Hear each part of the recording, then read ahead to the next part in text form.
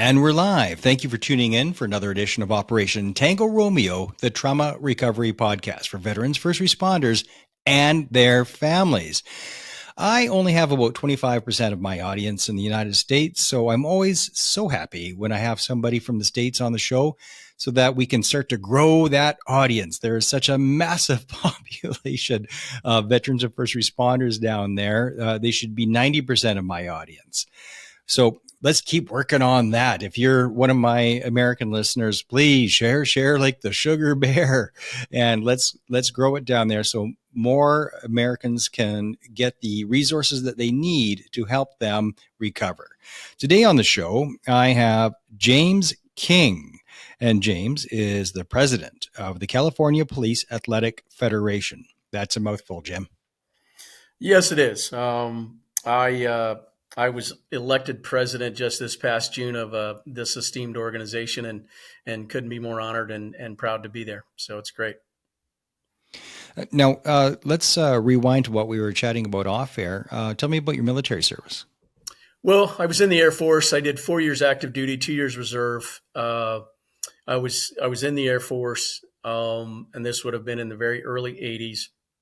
And long story short, I'd planned to make it a career, and life happens and things change. And when I exited the Air Force, the fire department was waiting on me, and so I knew that I probably wanted to go either into law enforcement or firefighting, and had an opportunity to do both, and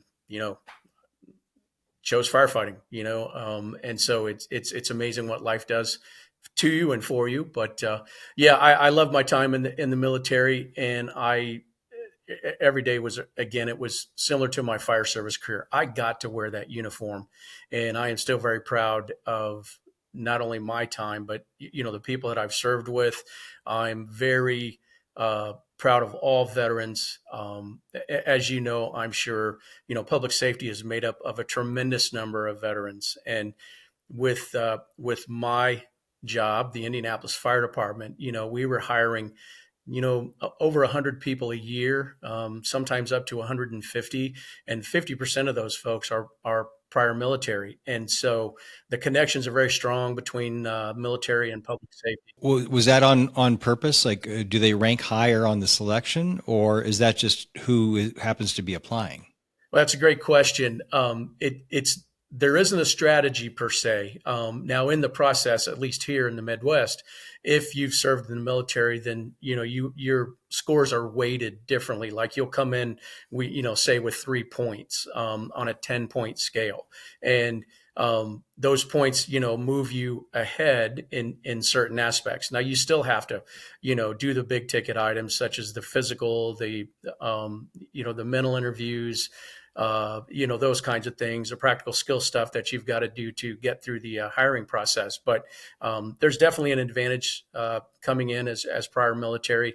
What we found, at least on the Indianapolis Fire Department, is these people are literally plug and play. I mean, I can say that almost to a person, that all of our former vets that came in, especially those in this time frame, because they had all served in the Middle East, the stresses of firefighting, especially in the academy, we couldn't replicate anything even close to what a lot of those folks had already experienced. And what was interesting, tell you a quick story, we had one of our recruits literally just graduated from the academy, and within his first week on the job, we had a police officer here in the city shot. This young man showed up on the scene, one of the first people. The police officer had a sucking chest wound. This guy, former Marine, took his thumb and stuck it in that hole and started giving other people directions on what to do to save this officer's life. And he did. And so that's a scenario that you can't train for. I mean, we all train, the military is trained, but it's that experience that he obtained in the Middle East that allowed him to do that in that moment. And I had certainly never seen anything like that. Now, my time in the Air Force, the U.S. wasn't at war, and I exited, even before Desert Storm. So there were no conflicts at that time. What trade were you in the Air Force? Well, I worked in intelligence, and I know that's the oxymoron, military intelligence. But I worked within the Air Force, there used to be Aeronautical Systems Division, Foreign Technology Division. And so, that's kind of the umbrella that I worked under. Had the opportunity to work with the AWACS program, with the shuttle program, which was just a highlight of my life, even to this day, seeing the shuttles. One of the things that we did, everyone's familiar with AWACS, their battlefield command that's in the air. But there was a group at the time called ARIA, Advanced Ranged Instrumentation Aircraft. And every time the shuttles were in service, in flight, our group would monitor them. I mean, they're never not monitored. And I'm sure you're aware of that. Even around the globe, when they get out of, line of sight, so to speak, someone on the other side of the world picks up the chase and goes with that. So that's what I did. And, it was a really cool experience, something that, I'll never forget, obviously. You probably know something about UFOs, I'm guessing. Ever see any of those? Well, no, personally, no. I've heard the same stories probably Would you tell you me have. if you did? Well, I had a pretty high clearance, but it wasn't that high. Let me just say that. So, but having been to Nellis and having been out there, you learn a couple of things. But yeah, don't believe everything you hear or read. Well, there's got to be something going on. We got all these tic tacs on radar and everything else. There's got to be something. I'm hoping that what's funny is that everybody's like, well, when's there going to be disclosure? There has been disclosure like several times, Yeah. where it's like the U.S. government has actually said, yeah, we got spacecraft and we're doing experiments on them. Like they've said it. They've published it Yeah. several times, and yet it's like I'm taking crazy pills because everybody's still waiting for disclosure. No, disclosures happened numerous times. Yeah. That even that, yeah, we have non-human biological, basically the pilots. Yeah, we have non-human pilots. So yeah, they got space aliens. They have the crafts. The U.S. government has acknowledged it numerous times over the last 4 years, and in weird places too. Like popular mechanics was one of the places that it came out, which is just odd. Yeah. But that's not the only place, and yet people are like, geez, I wonder if they're real or not. It's been disclosed that the crafts are not of this world, and that there's non-humans piloting some of them. I mean, some of them are unmanned as well, but I Well, don't we know. certainly can't be. We can't certainly be the only biological beings in the entire universe, and space is so vast that we don't even know the limits. We're learning that it's bigger than even we thought. So, yeah, I would tend to agree with you. I when you think about the science of it, it would be almost impossible for us to be the only ones out there. So, it'll happen someday. Well, it's been disclosed, but people Yeah. like Neil deGrasse Tyson, they think so linear. It's just a small way of thinking that, well, because of the speed, it can't exceed the speed of light, and the nearest thing is however many light years away, therefore it can't happen. And well, first of all, there's what, 12, 13 dimensions they figure, and that we're aware of so far. There could be more, who knows? Right. And Right. If somebody has the technology to traverse that, that changes everything. There's so many factors that simply saying that, well, you can't exceed the speed of light. Well, one, that's what they said about the sound barrier. Right. That's exactly what they said. Oh, you Exactly. can't exceed the sound barrier. You'll vaporize. Yep. Well, that seems to not be true. We've exceeded it by a lot. There's ultrasonic, 3-4 times the sound barrier. So who knows? It's all interesting Sure. stuff. Absolutely. Yeah. So after the Air Force, you went fire, didn't you? Yeah, I did. As I said, like a lot of, ex-military, prior military folks, I got out and I'd had a plan again I was about to reenlist, to make a long story short, and had put in for some, a change in my job skill, and was denied the change without accepting a remote assignment to Bahrain at that time. And, Iran Mm. and Iraq were at war, and our unit was in support of those efforts at that time. And so, it didn't work out for me. But it's kind of an interesting story about me. And I tell people this: I never even played firefighter as a kid. Uh, it just never was on my radar, and things are a lot different now, as far as what we do to educate our children about possible vocations and job careers. But when I got out, I knew that that law enforcement and firefighting, the public safety realm, was probably something that would happen fairly quickly for me. And I had two daughters at that time, and certainly needed a job, and so. It happened, and I applied for the fire department, and was fortunate enough to be accepted, and never looked back. And I tell you, firefighting is so much. Well, it's paramilitary, we know that, but it's so much like, um, I've made the analogy that it's like a fraternity house. It's like playing sports, and it's exactly like the military. There are days when it's like basic training. There are days when it's like you're out on the range. I mean, just any of those experiences that you've had in the military, the fire department can provide that. When you're at the scene of a working incident, be it cutting someone out of a car, or going in a house and dragging people out, it has to be similar to those incidents in the military, where the pressure is very high. But I'm one of those people that firmly believe you don't rise to the occasion, you fall to your level of training. And as a group, we work. We click. And again, I'm proud that I've been able to do that. And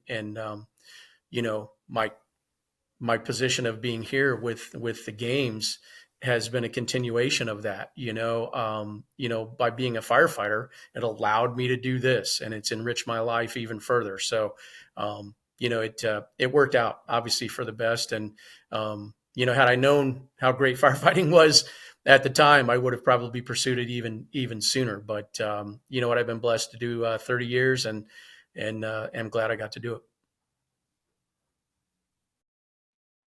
Well, I've seen firsthand where being a firefighter has aspects of it that reminded me of being in the Army. I had a bus in front of me. I was on my motorcycle with my youngest boy on the back, and a bus in front of me blew a hydraulic line. And so there's hydraulic oil all over this traffic circle. And I'm on two wheels, man. So I had no hope whatsoever. So down the bike went and skidded across. And luckily for us, with all the hydraulic oil, it was like a slip and slide. So we didn't end up with road rash. We were properly dressed anyway. But so we didn't have a scratch on us. The bike did. And when the firefighters showed up, there they are sweeping up the mess. And like, oh, the glory. Hey, boys, the glory. And there's that grunt work part of it that keeps you humble, I think. Yeah, it absolutely does. And again, that's part of it. The commonality between the military, learning how to fold your underwear and iron your shirts and make your bed. It's the same thing in the firehouse. I mean, we've got those daily chores that have to be done. We have training that has to be done every day. There are the life-saving measures, if you will, that have to be done. If you're a paramedic, you've got to check your narcs and your drugs. You've got to, there's a chain of custody involved with that. So again, there's just a tremendous amount of similarities that you can take from one of those vocations to the other. But again, I'm proud to be able to do it. And I'm certainly proud of all the folks that I've served with. As I was mentioning, some of these young folks that I was fortunate enough to work with in the academy the last few years of my career, being prior military, as I mentioned earlier, they're just outstanding Americans. They're outstanding human beings. They truly embody what it means to serve. And when you talk about selfless servitude, that's a term that we hear, but a lot of people don't understand what that truly means. And, as firefighters, it's a common, kind of thing to say everybody else is running out of the building, we're running in the building. Well, Yeah. There's not a truer representation of that than the videos from 9/11. When the towers are coming down and the firefighters are still there. That's what it takes to be um, to be in that realm of work. And the young folks that we've gotten today from the military have certainly fit that bill very well, and I'm proud of them for it.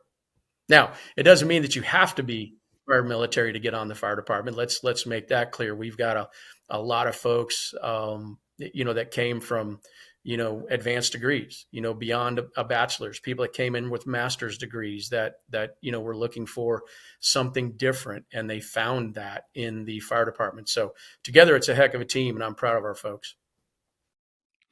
I really found over the last 5 years of doing the show, such a strong kinship between first responders and military veterans. And I think through all the conversations that I've had about that kinship, it really boils down to we're the same because we are all the self-sacrificing type. And usually when you hear somebody say, there's two types of people in this world, I roll my eyes because it's usually some reductionist silliness that follows that statement. But there actually is two types of people in this world. There are those that are the selfless, self-sacrificing type, and then everybody else. And the self-sacrificing type are in the vast minority. And I think that's what binds us, because we all have any of the people that are just doing it for ego or for title or to say that they've been there, done that. They never do well, and they never last, and they don't tend to stick around. It's like, holy cow, this is hard work. and the pay isn't reflected, the work. But I think that's what binds us, because we all have that jump on the grenade mentality, more or less. Have you? What are your thoughts on that? No, I would absolutely agree. It's amazing. One of the things with my involvement with the games is, I've been blessed now to travel around the world, more so than I ever did in my military career. And through that, I've met a lot of people and have been able to network, with very extremely like-minded folks, both police and fire, that almost every single one of them fit that bill that you just said, the dive on the grenade type. And it takes that to really be good at what we do, or what we're asked to do, I guess. And whether it's law enforcement or corrections or customs, firefighting, all of those people, are certainly allowed to come and compete in our games. But I have found that it doesn't matter if you're from Brazil, you're from Germany, you're from India, you're from China. We are all the same when it comes to that kind of public safety servitude. And I would say, again, with the correlation, if you go to a place like China, a lot of their public safety actually falls under the military's command.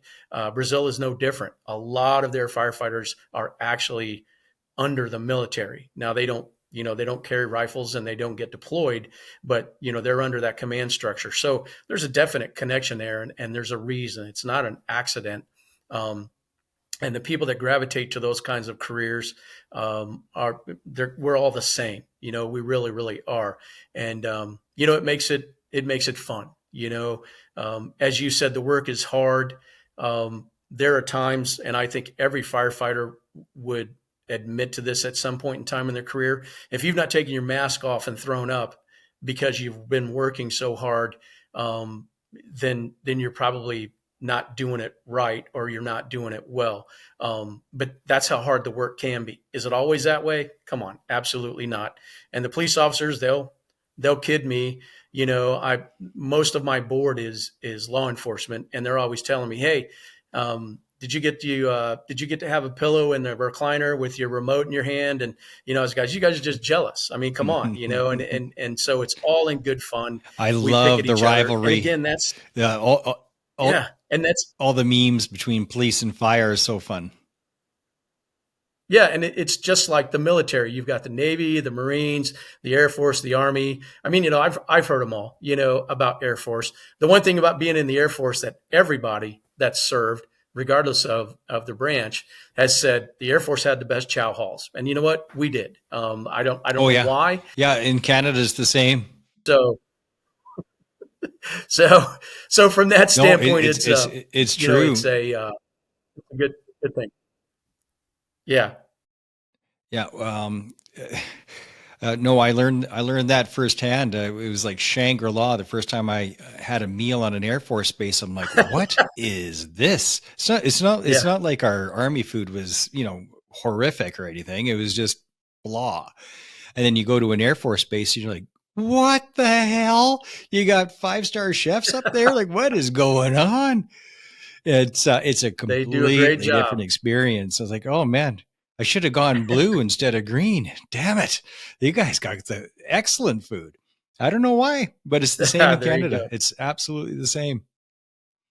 Yeah. Wow. One of my favorite is fire. Eat until you're sleepy, then sleep until you're hungry. It just cracks me up. You know what? There's some truth to that. I mean, there are days that are like that, and then there are days that are not. So, but you know, the camaraderie is such an important part of those relationships. And you know, again, I've been blessed to experience it. You know, globally. I was in India recently on a games expedition, if you will, and the people there were just outstanding. I mean, just salt of the earth, nicest folks you would ever want to meet. And it was primarily because of, again, there was an instant connection through, you know, public safety. It wasn't like there was any of this awkwardness where you just meeting somebody and, you know, language barrier aside, it makes for an instant connection. And so it's one of those things that unite us. And, you know, diversity aside, if you've served in whatever capacity, be it public safety or in the military, we have that bond. And, you know, I'm sure you and I both, we could go in any bar around the world. And we recognize each other in an emergency. Been itching to share the story with you because it really binds together what we talked about. I was living in a sort of a sketchy part of Edmonton for a few years, looking after. I was running a respite home, so I was looking after a couple of adults with disabilities that needed help. So I lived with them, looking after them for 3 years. And one day, I look outside, and there's a kerfuffle out in the front and on the sidewalk, and I look, and somebody's being killed. There's a group of people laying the boots to this lady, and there's a crowd that's starting to like watch, and nobody's doing anything. So I just made a decision. I bark at them, "Hey, everybody, stop! Take one step back. I'm coming in. I'm not going to try to help her." And they just did it because like they were in a frenzy, and there was just something about that voice of authority that just kind of snapped him out of the daze. And I went in, and like, oh man, I hope I don't end up with a knife in my back. But so I had eyes in the back of my head while I'm trying to do primary assessment on her. And then because they sort of snapped out of it, they're like, oh yeah, we just committed a crime, we should probably get out of here. And the first one to show up was a cop. And I look at him, said, "You got gloves on your belt? Yep. Come on, give them." And he just does. Doesn't ask who I am or what my training. Like it doesn't know me from Adam, right? He just obeys, grabs the gloves, gives me the gloves, so I can, because she was a mess. And so I start doing priority assessment, and then the fire truck comes, and the first guy that comes out, I say, "Go grab a collar." He just does. Goes and grabs a collar, and then I give them sort of the site assessment of gave them whatever I knew about the scene, and then just help them. So I'm now part of the fire crew as we're putting her on the stretcher, and then she starts to get conscious. And somebody had told me her name, so I'm trying to keep her calm. And uh, and the person who was clearly in charge was at the head of the stretcher as we're strapping her down, and then the young guy couldn't figure out the strap, so I did it. And he's kind of smiling because they've never met me, they don't know who I am or what my trade is or anything. And once I looked around and thought, okay, you guys obviously you have this. You don't need me. And the guy's like, no, no, you stay right there. You keep doing what you're doing. Okay. And Yeah, when they she will. was sorted, We all appreciate good help. yeah, but they didn't know me from Adam, but they could just see that I was competent, and so Yeah. they just accepted me because of how I was acting. And then the cops later, there's a couple of bicycle cops, and then I was like, oh yeah, right, bad guys, because they haven't left yet. They're just on the other side of the street watching the show. And Wow. so I said, you and you to the cops, go down there, and this is what you're looking for, and then they just do it. And Mm. once the scene was finally sorted and there's a few people in bracelets, then the original cop comes up to me as I'm about to walk back home, which is just across. It was like right there. He goes, "So who the hell are you anyway?" I like police, fire, and I said, "Army veteran," and walked off, and with a mic drop, and the whole time I was wearing a Captain America T-shirt. Oh, wow, that's awesome. It was so funny, but we just recognize each other, and it's so funny because if somebody knows what we're doing, we recognize that and we just react to it. And it's always whoever's first on scene tends to take charge of the scene because they will know more than anybody else. and and, Absolutely. and that's part of that kinship. Like we just recognize each other and we react to each other, and we instantly, without ever meeting, without even knowing who I am or a thing about me, we work together beautifully, seamlessly. I worked Yep. both with the fire and the police all on the same scene, and it just worked out. It's a magical thing that Imagine how you much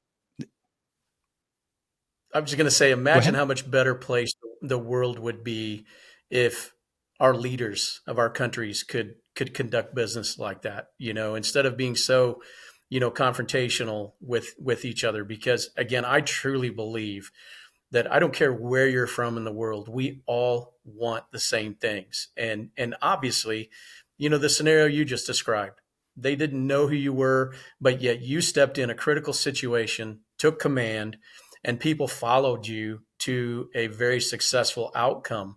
And that is lacking. But you know what? You and I again have even in this conversation have shared that, and that makes me feel good about that because I know I'm on the right side of the equation, and I'm certainly not trying to get political. And in the United States right now, our politics are about as crazy as it can be.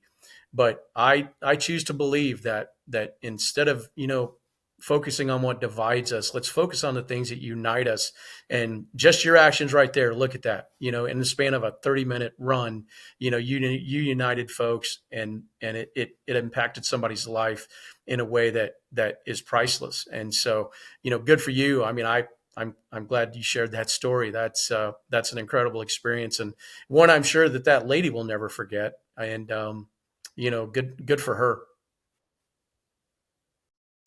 Well, it's just such an interesting thing to me, and not till years later when I started this show that I realized why that works, why everybody just clicked and was, as strangers, were able to instantly work together instead of trying to do a dick measuring contest. Like, what are your credentials? How many Yeah. nobody was asking anybody about any credentials or their education or, well, I have more degrees than you or anything, any silliness. It's just what needs to be done. Let's work together and do it. And if we can all see what needs to be done, let's just do it. Because it's not about us. It's not about our ego. It's not about our credentials. It's about capability and the common goal. And that's it.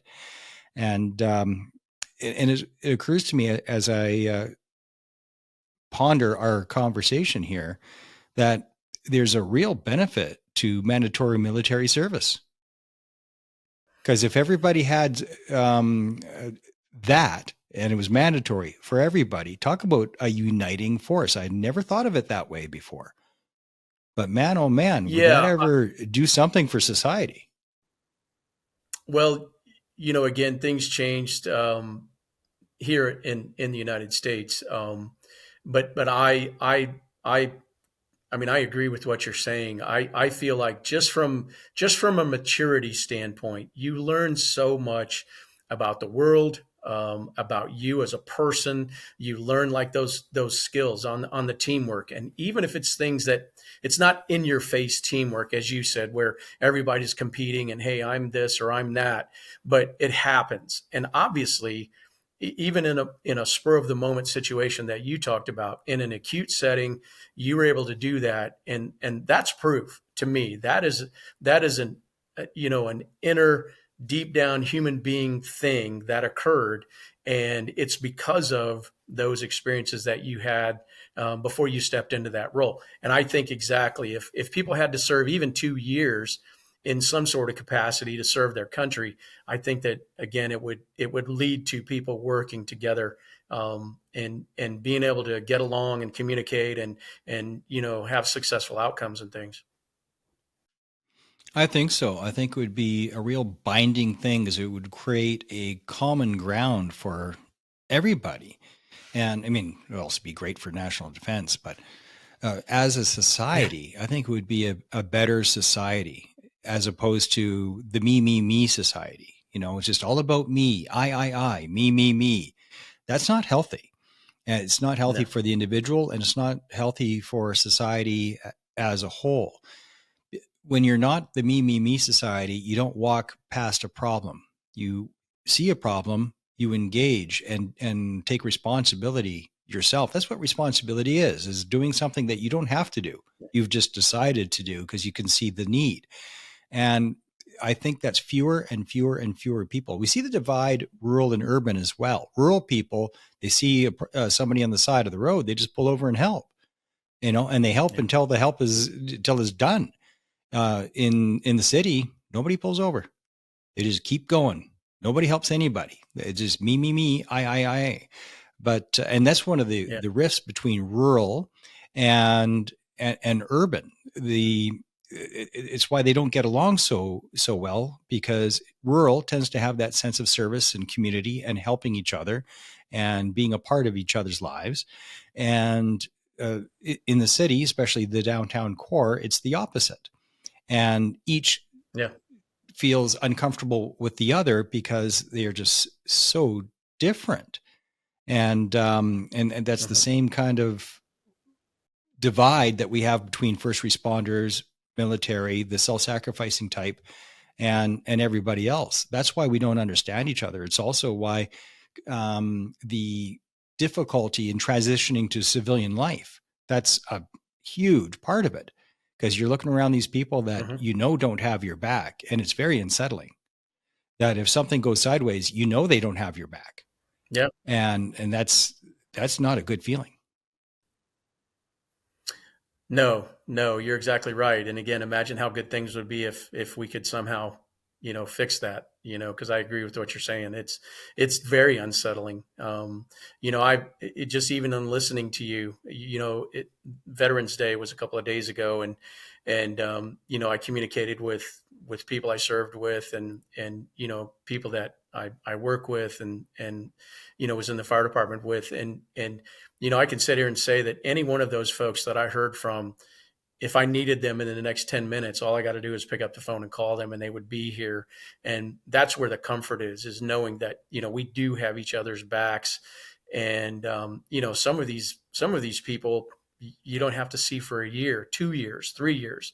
And yet you still have that connection that when you pick up the phone, it's almost instant. And it's too bad that most folks can't experience that, because there's the issue, I mean, and believe me, in America, we've got, plenty of those cities where um, you go to the downtown core and you see people just walking, looking down at the sidewalk.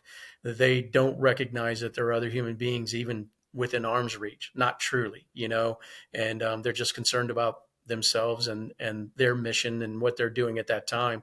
And it's pretty sad. It's a sad existence.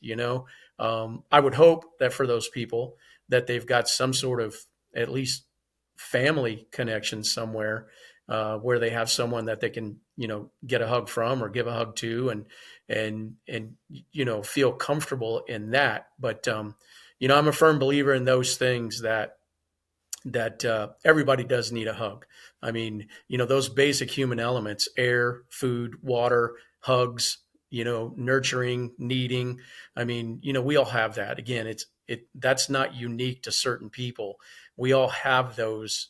And those things we're born with. I truly believe that. And if we focus on those things again, instead of focusing on what divides us, it'd be a better place. There's a bond that happens, especially if you've been in high tension situations together again and again. That is just incredible. This summer I went golfing. I hate golf because I'm terrible at it, but went golfing with guys that I was in a war zone with 30 years ago. This year is the 30-year anniversary. We're in the Croatian Civil War as UN peacekeepers. Wow. And there's a little core of us that get together all the time. And there was a couple of the guys that were there that I hadn't seen in 30 years. And we got together and it was like no time, like we're a little older, a little fatter. But other than that, it's the same. And it's like we hadn't missed a beat in 30 years, hadn't missed a moment. And we start sharing stories, because I'd remember stories that they didn't, and they'd remember stories that I didn't. And it was a couple of us were in tears by the end of the day because we're just so happy. We were so happy to be in each other's company, and we all recognized just how special that day was. Yeah. And it gave me an opportunity too, because there was a guy that saved our life of our whole section, or squad, you'd say in some units. So like 8 of us, and it was his skills that saved the whole section. It would have been the largest one-time peacekeeping death in Canadian history. And instead, we all survived, mostly unscarred, except for one guy who's still suffering. But he saved our lives. But he always saw it as, oh, geez, I almost got you killed. No, wow. You saved our lives. I have 2 beautiful sons because of you. They wouldn't exist without you. And love you, brother. Yeah. And I got the opportunity to say that because I haven't seen him in 30 years. And that bond, you don't get that at a high school reunion. No. You don't find that anywhere else. It's really super special. And I wish everybody could have that. Absolutely. Tell me about the beginning of the California Police Athletic Federation. When did that start? Our organization actually was created by a gentleman of the name Duke Nias.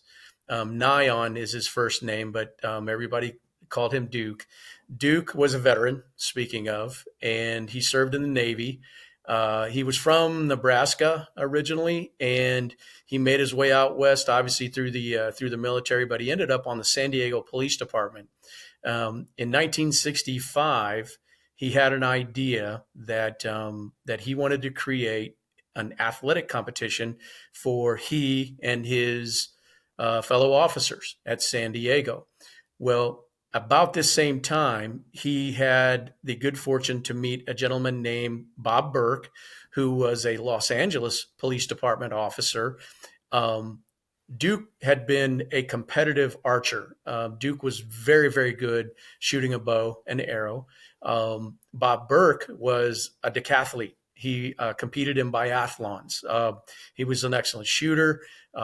He was a competitive powerlifter at one time. So when both of those guys got together, they were very like-minded. They said, "Hey, let's work on this thing and create this event." Well, it actually kind of blew up on them, which is a good thing in this regard, because Duke was thinking, "Hey, let's get some guys from San Diego and some officers from LA, and we'll have a little competition." And it became much bigger than that. So in 1967 is when the first official competition was. Now, they started it out as the California Police Olympics, and that's the first event. It was a multi-sport event. I want to say like 18 different sports that they held that first one. There was 500 officers that came down from LA, if you can imagine. This is the first one, and they got 500 officers from LA that traveled to San Diego, and there was like 300 from San Diego. So you're talking about 800 people, the very first edition that competed in 1967. Well, obviously, with an event of that size and the way that it kind of took off, they realized that they needed to create an organization, that there needed to be some structure. And both of those guys were very well suited for that. So it took off, and they created the CPAF, which is the California Police Athletic Federation, and that is the governing body of what is now three sporting events that we oversee. One being the World Police and Fire Games, and you see me in the shirt. The California Police Athletic Federation First Games, those Police Olympics, have now turned into the United States Police and Fire Championships. So the United States Police and Fire Championships is held every year in June in San Diego. The World Police and Fire Games are global, and they're held every 2 years on the odd number years. And so next June in 25, we will be in Birmingham, Alabama. In March of 27, we'll be in Perth, Western Australia. Wow. And then in 29, we're going to be somewhere probably in Asia. So, we've traveled globally. Now, the World Games didn't start until 1985. So from 67 to 85, they held those California Police Olympics every year. And then again, they through their thoughts and working together and their aspirations, they said, why don't we take this thing global, and why don't we make it even bigger? How do we make it bigger? Let's include public safety. And so it became the Police and Fire Games in 85. And every 2 years since 1985, the World Games have been held. And then about 5 years ago, we started an event called the First Responders Relay, which is held currently in Henderson, Nevada. We could be moving it back to Southern California, but it's a 50-mile relay that 9 runners run. They don't all run the exact same distance. Like one person may run 5 miles, the next person may run 9 miles, but 9 people run that 50 miles, and they'll do it in 4 hours, less than 4 hours. The better teams. So those are our organization's events that we offer. But it's a massive undertaking. The World Games now, just for example, in Birmingham, we'll have 67 sports. So to say it's a multi-sport event is really an understatement. But it is one of the largest multi-sport events, especially when it comes to disciplines, that there is in the world. I mean, we're much bigger than the Olympics. Now, we don't have the Olympics budget, not even close. The Olympics, it costs billions to host, whereas, our event can be done for less than $20 million. The trade-off is unlike the Olympics, our event actually makes money for the host. So that's why host cities want to hold our event.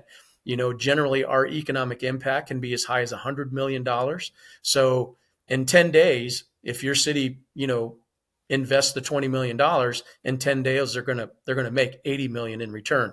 So the return on investment is actually, pretty good for that kind of an event. Plus, just like our conversation here, there's much deeper results that come from that, other than, the monetary, being, the salute to public safety, giving back to the community, giving back to those people that serve the community. So there's a lot of advantages. My city here in Indianapolis, we held our games in 2001, and there are still, to this day, 23 and a half years later, relationships that were formed in those games that would have otherwise probably never, ever happened.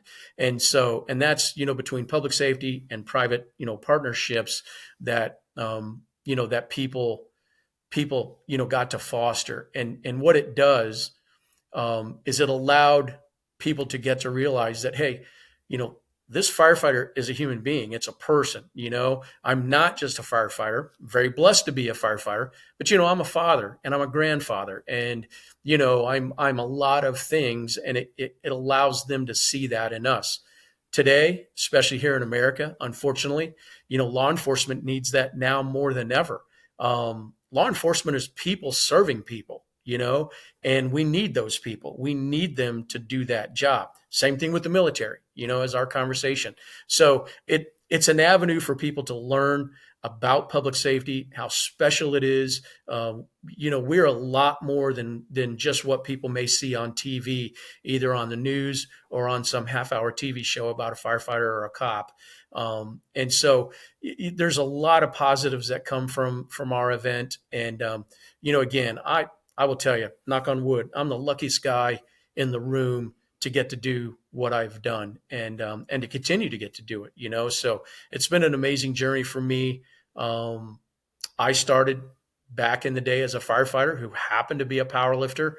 I was a power lifter, lifted AAU in high school, continued powerlifting in the Air Force, was able to do it in the fire department. And then, I found the World Games, started out as a state. We had our own state games here in Indiana. And, I've been doing it now for 30, well, more than that, actually. I've been, banging the weights for the last 45 years at least. So, Attaboy. yeah. So from that standpoint, again, I was very blessed. And what a journey, what it's done to me. To say it's enriched my life would be a huge understatement. The connections that let me I've share made. something with you, Jim. Let Sure. me share something with you, Jim, and then I'm going to pitch you an idea, brother, and see if it lands with you, especially being a power lifter. So about 5 years ago, I got into arm wrestling, like competitive arm wrestling, and I've been learning about that. I've been just immersed in that world. You can't see it, but if I was to flip the camera around, you'd see my gym, and there's an arm wrestling table in the center of the gym, and all the equipment is centered around that table. I'm no damn good at it, but I'm sure I'm trying. I'm trying to get stronger. I'm actually pretty good at it, but I just got to get a whole lot stronger.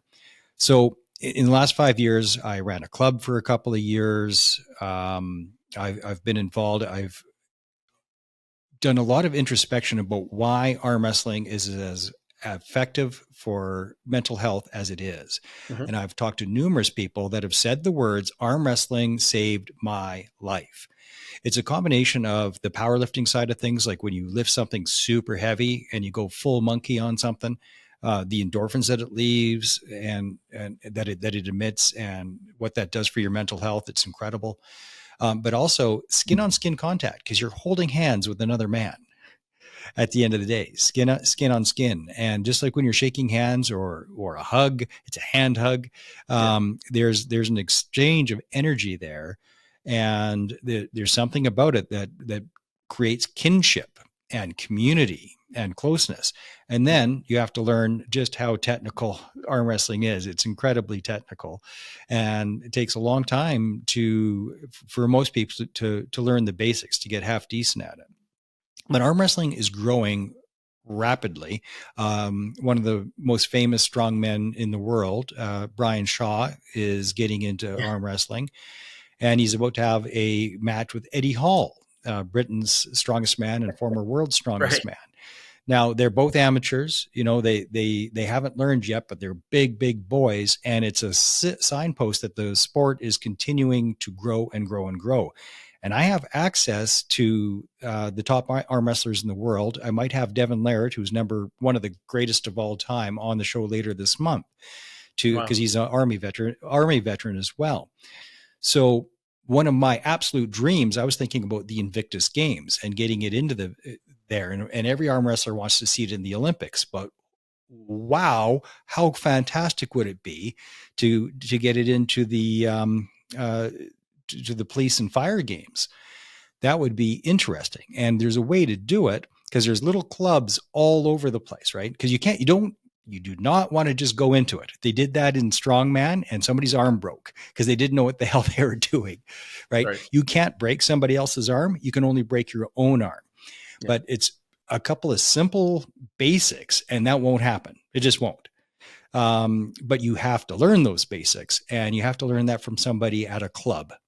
So there is a mechanism, because there's clubs absolutely everywhere. They're all over California. They're all over the world, and it is a worldwide sport.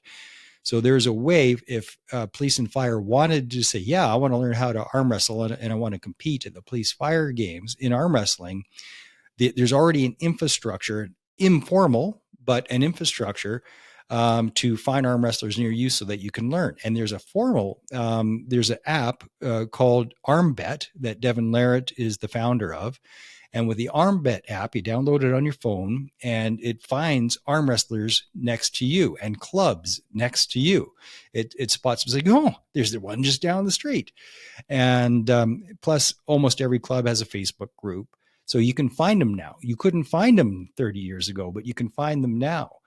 So would there be a way for me to make an official proposal to get arm wrestling into the police and fire games? Well, actually, it is that wrist wrestling, as we call it, has been a sport. I want to say it probably has been in since 1985. So we do offer that as one of our events. And in 1997, and you'll be proud of this, in 1997, Calgary hosted one of our editions of the World Police and Fire Games. And I will tell you that their wrist wrestling was unbelievable in Calgary in 97. Now, that's a long time ago, obviously. What was it, 20, what would that be, 20, geez, almost 26 years ago now.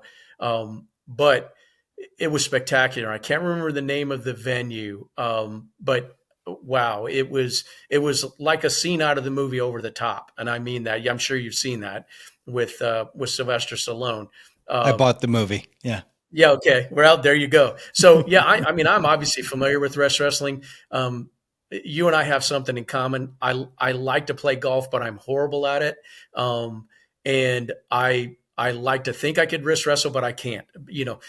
Bench pressing 440 pounds and being a good wrist wrestler, it's not the same thing. And believe me, I understand the concept of technique, but we offer wrist wrestling, and it has been consistently. We've seen some ups and downs, and I'll be interested to see how well it does next summer when we are in Birmingham. I know that when we're in Perth in 27, wrist wrestling is pretty big in Australia. And when you compare populations, Australia doesn't have close to the population necessarily as the United States, but yet there's a segment of that population that really likes those kinds of sports, and so yeah, we've offered it, and actually it's had a fairly good following, and I hope that it continues to do so, because it's a neat event. It really, really is. Well, to really bring it to a higher level, you'd have to hook up with some of the known world champions, and there's tons of them all over the States. But if there's a way to bring more of a highlight to that, get some of those matches televised, I would like to help you with that if I could, because I know the players, I know the who's at the top, and know a couple of them personally, quite well. So if I can support that in any way to grow that within the police and fire games, I would love to help you with that.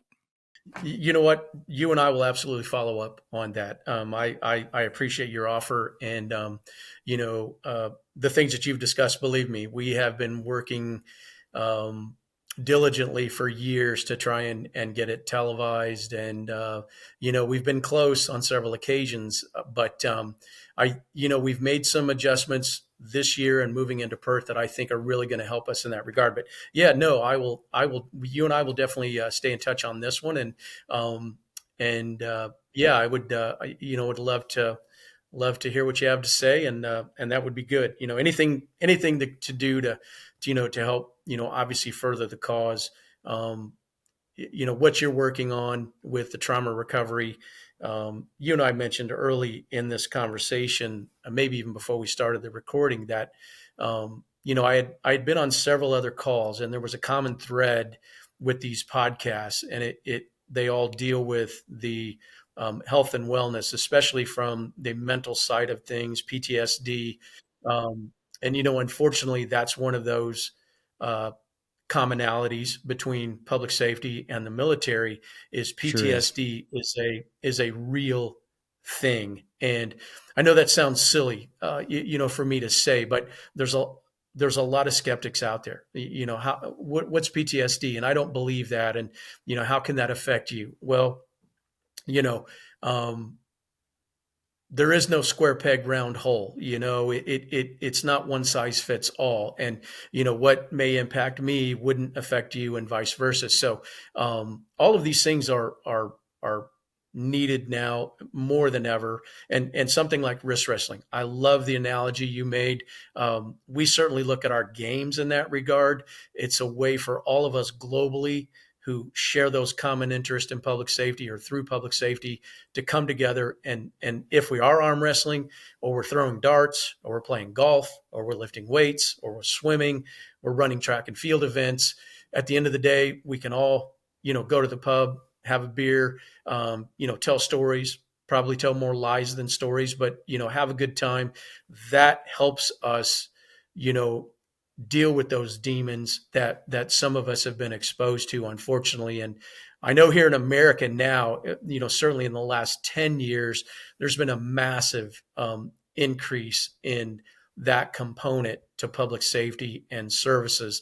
My department has not just one now, which you didn't even have one person that was a counselor on staff, but now we've got clinicians, a team of them that are there for the firefighters to seek out help and to talk to folks. And those groups that we talked about, it begins with those connections. In the firehouse, uh, me personally, I went through some tough times, in my life, and the firehouse saved me. Having those guys there that put their arm around me and helped me, through some of those difficult times. So there's an absolute need, and I appreciate what you're doing with this show and this podcast. You're not unique, which does say something, that the need is probably even greater than most folks realize. But there are avenues, and wrist wrestling or arm wrestling is one of those things that you can get. You never know where the help is going to come from, and I look at our event as one of those that we're not specifically designed, to treat people, if you will, but certainly, you mentioned it, the endorphins and the thrill of the competition. We're bigger than that. It's a camaraderie. Well, it's community Yeah. as well. It's connection to others through community, and we heal together with community. Unfortunately, the injury of the post traumatic stress injuries often cause people to go into isolation, and then it snowballs and gets Yeah. so much worse. You don't have any community, you're not connecting if you're isolating. It's kind of like an alcoholic. It gets so much worse and it snowballs. But the sense of community, that's why the legions, whether it's the American Legion or the Royal Canadian Legion or the British Legion, they were originally formed as a place of community for veterans and first Yeah. responders to decompress and to heal and be healthy together. Even though they weren't thinking about healing or health, they just knew it felt good. They just knew that they liked to be in each other's company, and that they're most comfortable in the company of other war veterans. The challenge with that is getting a sense of community centered around alcohol is not necessarily the most healthy thing. Right. Right. But that's what they knew at the time. So when you know better, you do better. That's Yeah. why all the legions should be converted to gyms, basically, to health centers. Were that to happen, you're going to achieve the original goal. The goal is provide a community for veterans, first responders, provide that sense of community. Well, what we seek for community has changed considerably. It's not, let's have a shot for Jimmy. Let's have a shot for Lucy. And that's still a part of the culture, but it's not the good part of the culture. It's not helpful. And feels good in the time, but it just throws gas on the fire, because how many alcoholics do you know within your profession? A lot. Yeah. So many strong people I know, that good people, that are alcoholics because of their service, or drugs, or homeless, or it's all the Yeah. same thing. So how about a healthy sense of community, which sport provides. And arm wrestling for me is that sport. It's unbelievable. So many people, arm wrestling has saved my life. Well, any healthy community can save your life. Any Yeah. healthy community where you're getting exercise, you have a sense of progression, you have goals. Um, uh, Hmm. in arm wrestling in particular, the best thing is table time. So I'm helping you get stronger. You're helping me get stronger. It's direct support with each other as we use each other as a piece of exercise equipment. That's the best way. And you need a certain amount of table time in order to grow and expand. So you have to do it with the support of others, in direct connection with others. You can't just do it all on your own. You can't do it without the table time. Um, that's better than, hey, let's go get drunk together, which is fine here and there. Like, I'm not judging it. I'm just saying Yeah. it's not the healthiest way to engage in community, to have that sense of connection with your peers. So yeah, let's convert all the legions to health clubs, or at least half of them. Let's start with half. Absolutely. You hit the nail on the head. And again, I think that um, times have changed. Certainly here in America, the uh, the firehouses during my time of getting on the job, they finally started putting exercise equipment in firehouses, and now it's changed to where there's a general order that says you've got to work out, and there's ways to help. We have people on staff, and it's not this is not unique to the fire department. The police departments are doing the exact same thing because they've recognized that a healthier workforce is a better workforce. You're more productive, and a part of that now, obviously, to use that term holistically, they're looking at the entire person. And if you're happy when you're getting table time, as you called it, if that's your one of your happy places, then you know what, then let's maximize that. Let's take that and literally run with that, because you're benefiting not just physically, but you're also benefiting greatly mentally, and it helps you on a multiple level of things that a lot of it you can't see. Overcoming challenges. I mean, come on, in public safety there are challenges every day, sometimes every minute of every day. There are things like that. So same thing with the military. You've got to be physically fit, and it's not just because you may be tasked with swimming across a river or climbing a mountain or what have you. It takes that whole thing to make that complete package. And yeah, this is good stuff, and I'm glad to be a part of this, and I'm certainly glad that I get a chance to talk about it, because I am certainly not an expert. I've benefited more from this than I've ever given back to. So from that regard, I've been lucky, and I'm just glad to have been able to be a part of this. That's certainly much bigger than me, personally. So even having conversations like this, I think, are great, and I hope somebody gets something from it. Me too. Are there any common misconceptions about the games, about what they are, or I find most communities have there's bullshit spread about them that needs to be cleared up. Yeah, one of the things that people say is, "Do I have to qualify?" And the answer to that is no. There's no qualification. Our games. One of the things I'm most proud of. Let me take a step back. Our games truly fit that mold of world. All 67 events that are going to be held in Birmingham next June, they're world class. I mean, we go to the international governing bodies. We play by international rules. We have international officials. This is not your brother-in-law's softball tournament, that you just, hey, I'm having my brother-in-law be an umpire. That's not what this is. So the standard is very high. However, we cater to everyone who is truly that weekend warrior that works out in his basement or his garage or her garage, all the way up to people that literally are elite and could be Olympic qualifiers. We fit everybody. Typically, the biggest part of our competitors are really in the middle of that range from elite to the weekend warrior, but we serve more that weekend warrior kind of competitor. And it's amazing, especially like regionally, you'll get those people that, hey, you know what? I've never played cornhole, for example, and cornhole's a big game now, or dodgeball. We played dodgeball as a kid. Well, now it's, there are clubs out there, and they wear silly costumes, and they have such a great time, and it's a lot of fun. It's that community that you've referenced, several times here. That's what attracts people to that. So you don't have to qualify for our games. You get online, you register. It's going to cost you $150 or so, to register, but that gets you, access to the opening ceremony, access to the closing ceremony, and all of these other benefits that you just can't quantify. And I would say to everybody out there, and I've experienced this firsthand, if you've never been, just go, and you will be hooked at the opening ceremony. I promise you, you will be hooked, because that's what it does to you.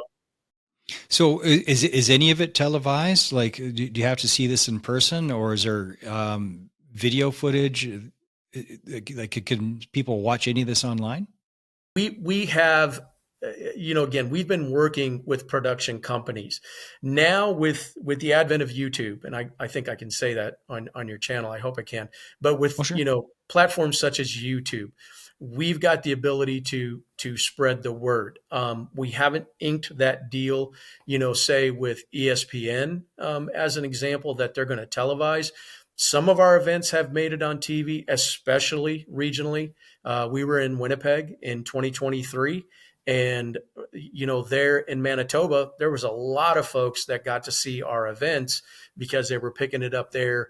And then a lot of that stuff obviously then makes it onto YouTube and things of that nature. Is there, a one-stop formal shop? We're not there yet. And believe me, we've been working, but there are ways to take a look at these things. You could probably put in World Police and Fire Games wrist wrestling, and there's a video there that somebody has taken about that event. And with 67 sports, there it would be difficult to find something that you don't do, or Yeah. that you're not interested in.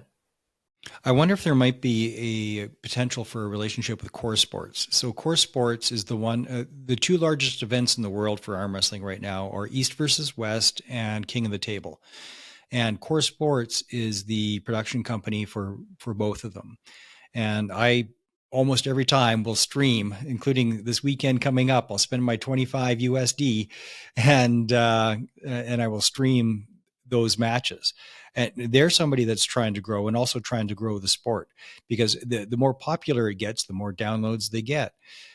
So even though there's 67 events, I wonder if Core Sports would be interested in covering at least the arm wrestling part of the police and fire games. That could be interesting. I might be able to. I don't know anybody at Core Sports, but I certainly know the people that know the people.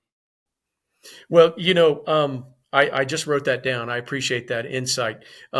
This past summer, I had the incredible opportunity to go to the Warrior Games, in Orlando at Disney, and the company that oversees that is Populous, and man, they do an incredible job. And you talked about the Invictus Games.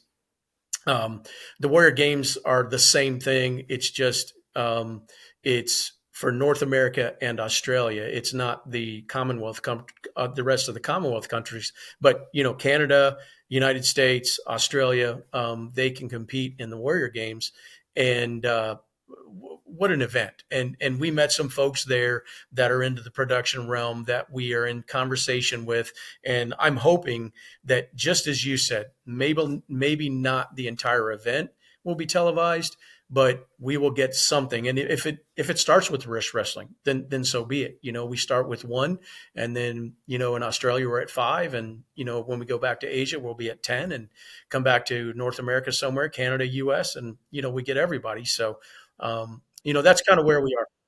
There's a lot of commentators that are really good that could be like, let's just say, just as the example, you did make a production out of arm wrestling, and you had a couple of known people like Travis Bagent who's awesome commentator as well. He's a former world champ, American guy, but having guys like that doing the commentating, or Monster Michael Todd, and covering that event, because the arm wrestling community would pay attention to that, and it's a rapidly growing community. And that, to me, that would be a win-win, because the more that we can see arm wrestling in the police and fire games, in Invictus, in and hopefully the Olympics at some point. I mean, that's the goal. That would just raise the elevation, because there's not a more, everybody talks about inclusivity and diversity. Well, what's more inclusive? If you have arms, you can arm wrestle. Just need arms, and you can learn it. Plus, it's such a freaking cool sport. It's a superpower. I'm only 5'9", 185 pounds. And yet guys that are just learning, I've taken on 300-pound guys and handled them no problem at all. And they're very frustrated with that. Then of course I teach them. Then I teach them how to do it. Then I don't have a hope, because it's just too big of a gap. Right. But it's fun in the beginning when they think I'm a brick wall, and but it's a superpower when you learn it. We always get the guys that show up at the club. I've never lost. I've beat all my friends and my cousins. Yeah, it's like, yeah, well, your friends and cousins aren't here. This is an arm wrestling club. It's a different level. And then they pull one of us and they're like, whoa, what's happening? My mind is blown. I can't move you. It's like, well, dude, there's it's like being in the bumper cars. It's like, I've got 3,000 hours in the bumper cars. I can drive a Formula One car. No, you can't. Right. Yeah. No, there's you can't. A marked difference. Now, there's levels to this thing, and actually takes 2 or 3 years to really get your head around how big the gaps are. Like, the level jumps are just unbelievable in this sport. Unbelievable. But you'll learn eventually. But absolutely, man, I'd love to support that. Like, that would be a dream and a half to watch that grow, get it televised, and to support the arm wrestling that happens within your games in some way. Because there's lots of ways to help support and to make sure it's safe, right? Good refs are a big part of that. Like the proper referees that are experienced pullers themselves, which every ref is, to keep the competitors safe. It's when there's not a good referee that you see the injuries. And nobody wants to see an injury, because that's the number one thing that keeps people out of the sport. They think, I'm going to arm wrestle, my arm's going to break. Only if you're dumb. If you're dumb, your arm very well could break. If you're smart and you learn how to do it before you try it, and you learn gradually, you're not going to be injured. You'll be just fine. Yeah. No, you're exactly right. And we take safety. Obviously, it's paramount. I mean, being public safety folks, I mean, it only makes sense that, absolutely. That's what I'm proud of with the organization and the event, is we've always gone to those lengths to make sure that it is truly a top shelf event. And all 67 sports will be as well run as anything you would see in the Olympics. And so it's fun, but I love hearing your ideas, and obviously you've got a passion for arm wrestling, and that's great. And I do. That's what it is. That's what our games are. So it's good stuff. So what do people need to know about the games, and what's coming up next? What's the next thing on the docket for the games?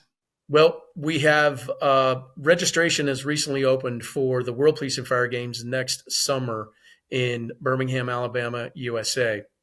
You can get online. You can go to 2025 WPFG and just put that in your search, and it'll come up. You can put in World Police and Fire Games, and it will come up. Our direct email address or website address is cpaf.org, cpaf.org. Charlie Papa Alpha Foxtrot Yep, .org. absolutely.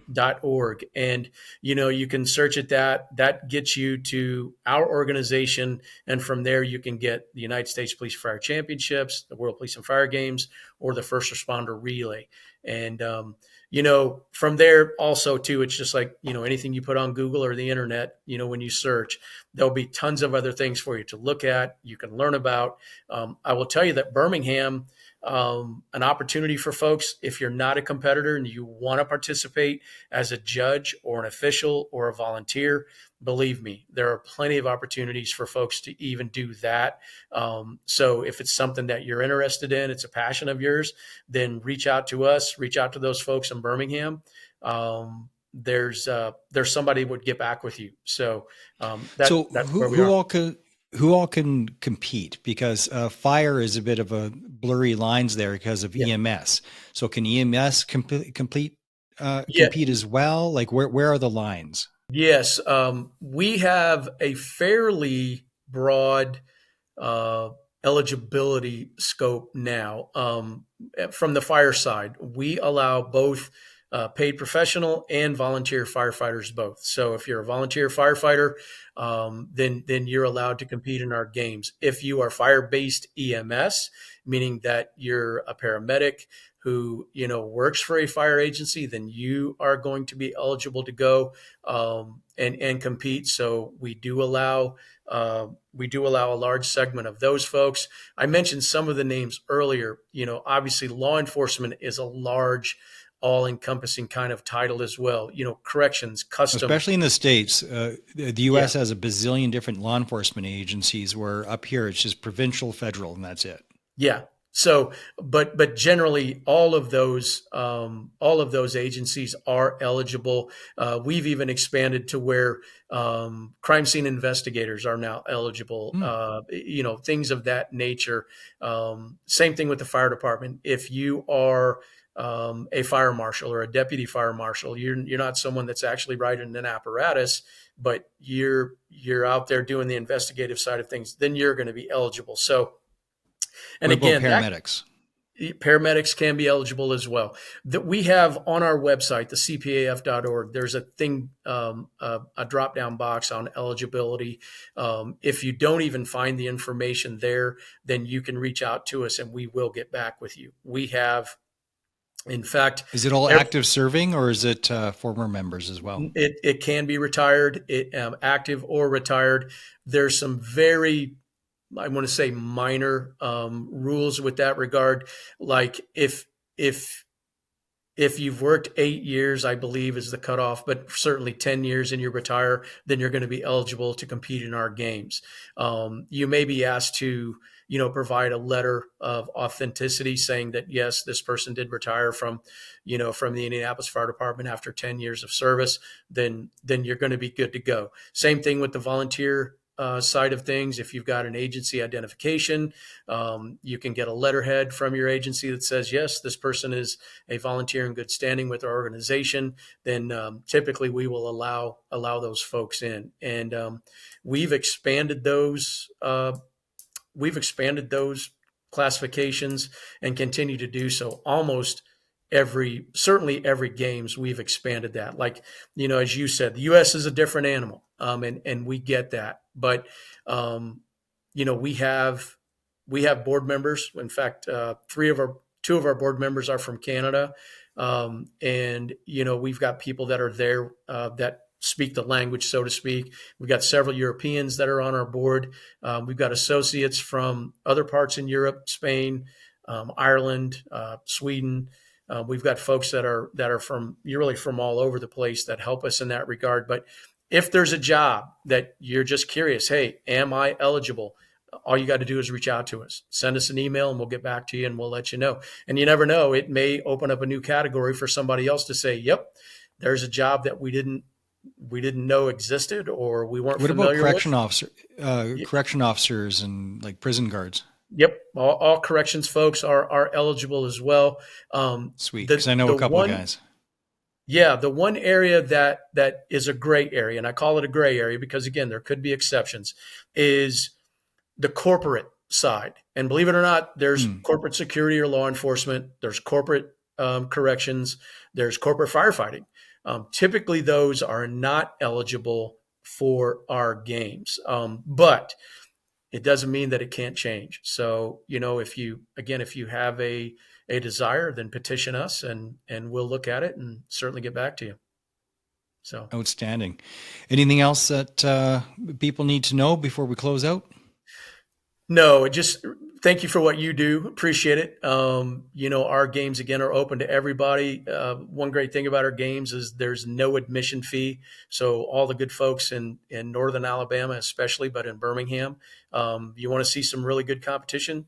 If you've never seen a track meet, or you've never seen a swim meet, or you've never seen the Ultimate Firefighter, which is one of our events, very industry specific, I mean, you can come out and watch for free. And it's something that we encourage folks to do. It's a way for us to showcase what it is that we do and who we are, and it ends up being a good day and a lot of fun. So, well, hopefully the production level of it to get it televised, or at least have it so that people can watch it online. As a produced event with announcers and commentators and whatnot, that would really be something else. Because if you could actually turn it into something where you can get some pay-per-view money or advertising money, or that would be, what a wonderful way to support the games. Absolutely. Oh, and by the way, we are a nonprofit. We're a 501c3 out of the state of California, but we are not a for-profit organization. So all the money that we get, we have a very small office in San Diego that keeps the lights on there. But every dollar we get goes back to our events, and it supports our athletes. We have a very athlete-centric focus. Athlete first has always been our mantra, and it always will be. So we do whatever we can to serve those people that serve us. So that's our. Well, there's always people looking for a new way to advertise and to sponsor. So it looks like a hell of a sponsorship opportunity from my perspective. Yeah. And just have to have that relationship between sponsors and production. And Bob's your uncle, and what a great way to support that event with sponsors. Absolutely. All right. Thank you for being with me today. It was really looking forward to this one, and you never know where these conversations are going to go. So I appreciate you making the time, Jim, and please stay on the line. Mark, thank you so much. Thank you. You're listening to Operation Tango Romeo, the Trauma Recovery Podcast for veterans, first responders, and their families. If you would like to help save a life, share like the sugar bear, because sharing is caring.